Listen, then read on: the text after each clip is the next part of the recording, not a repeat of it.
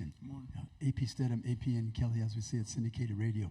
Mason, what are you trying to do this year that you haven't done in your past career, and how have you tried to improve over the summertime here? I think just being consistent, showing the coaches I can hold a lot on my plate. I'm ready for the opportunity, so just proving to my coaches and my quarterback that I can be open, I can have a lot on my plate is one thing that I'm focusing on this year, and just being consistent. Right side, fourth row. Dan Peck, ESPN 106.7 in Auburn. What can you say about Garrett and the offseason he's had? He's had a tremendous offseason. I mean, he stepped in as a leader from day one, and he's done a great job of getting our team on the right path. He's done a great job of learning from experiences from Jaden and stuff like that, so he definitely has waited his turn. He's been patient. I think he's fit to have a great year this year. Front row.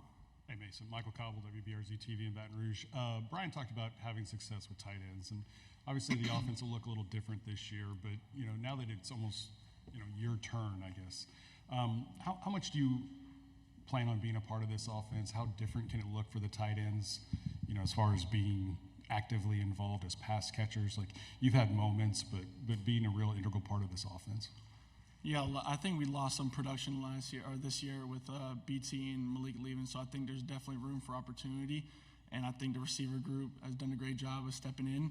And as a tight end group and tight end unit, I think this is really important for us to step in and show the coaches what we could do, and that starts with in practice. So we got to prove that we can make those type of plays, and then we can fill in these holes for this offense. On the aisle, on the back. Kennedy Wright with CBS 42, arguably one of your best receptions of your college career against Bama back in 2022. Are you excited going up against them again this season? Yeah, it's a great game every time we play them. I mean, Alabama's one of the best college football teams in the country, so like we said in the SEC, you play the best, so it's definitely going to be fun. It's definitely competitive, and it's definitely a great game, so it'll be fun. On the aisle, and then pass the microphone up. Piggybacking off that a little bit, I mean, it's a different schedule this year, no division play anymore. Some common opponents for LSU, including Auburn, aren't on the schedule. What's a couple games you've got circled as games you're really looking forward to this year? Just all the SEC games. I mean, like I said, it's competitive, so those are the best games. Those are the most fun, and I think as long as we prepare for them, we'll have a successful season. Left side, third row. Tyler Shaw with KBTX and College Station. Kind of going off that schedule theme, with how different the schedule is now. That traditionally you've been playing Texas A&M that last game of the season. Just kind of what are your thoughts on that? Do you think it's a rivalry and just not playing it the last game of the season this year? I'd say it's a big game. I mean, any game in the SEC is a big game. Any game on our schedule is a big game. So, like I said, they moved around the schedules a little bit, but not much change. You're still playing in the SEC, still playing the best. So, it's definitely looking forward to it. On the aisle side. Eric Bailey with the Tulsa World. This is new territory for Oklahoma. What can Oklahoma fans and the Oklahoma football team expect of a road trip to LSU? Just great fans and rowdy fans. I think it's definitely going to add to the competitive level. Texas and Oklahoma joining the SEC, I think it's a great thing, and I think it'll definitely be fun to see this year. In the back, left side. WAVF 48 in Huntsville, Camden. EA Sports College Football 25 coming out. Just tell me how excited are you to be able to play that and maybe even say your face on there? It's definitely really exciting. I remember as kids playing that game. It's extremely fun. And now being in it, it's a dream. So I'm pretty sure the early access came out today, so I'm looking forward to getting back to Baton Rouge and playing tonight. So it's definitely going to be a fun thing. Third row, left side. Bob Ballou, CBS Austin. How many touchdowns does Harold need to score to get in the Heisman conversation this year? And just what kind of leader has he become for you guys? He's became a tremendous leader. I mean, he's taken that defense on his back, and I think him and guys like Greg Penn, that whole linebacker group as a whole has stepped up. And I think Perk knows it's his time. It's his junior year. He needs a lead, and I think he's done a tremendous job of doing it within team runs, play around practice, and just practice throughout. Left side. With the 12-team playoff now, what kind of are your expectations, as a team? Do you guys talk about, the goal, top 12, getting into the playoff, or kind of what are your preseason kind of conversations like as a team? I think just being consistent week in and week out. I mean, as long as we stick to our process of winning game by game and being where your feet are, I think we'll be fine. I mean, it opens more opportunity with 12 teams being in the playoffs, so that's definitely exciting. And as long as we do what we do at LSU, we'll be all good.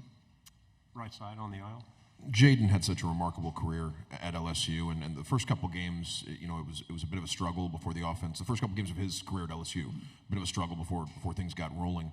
What did you see out of Jaden as far as how he improved over his 2 years as LSU starter, and anything you took away from watching him work? Mm-hmm. Starting as a new offense, I mean, it's hard. It's hard to get going. It's hard to get momentum. So, I mean, Jaden did a great job of kind of jump-starting it and kick-starting it to get everyone on page. And I think he did a great job as a quarterback, and he kind of lifted us up and to compete in practice and get better every single day and to hold us to the standard of LSU. Left side. What does it mean to be here and represent LSU? Obviously, Brian talked about a top 10 pick being left at home in Will Campbell, but you and Perk both being selected to come here. What does it mean to you, and what does it mean to Harold? Oh, it's a great honor. I've heard a lot of great things about SEC Media Day, so I'm definitely excited, and it's an honor, it's a blessing to be here. So I'm glad to represent LSU. We'll go on up here.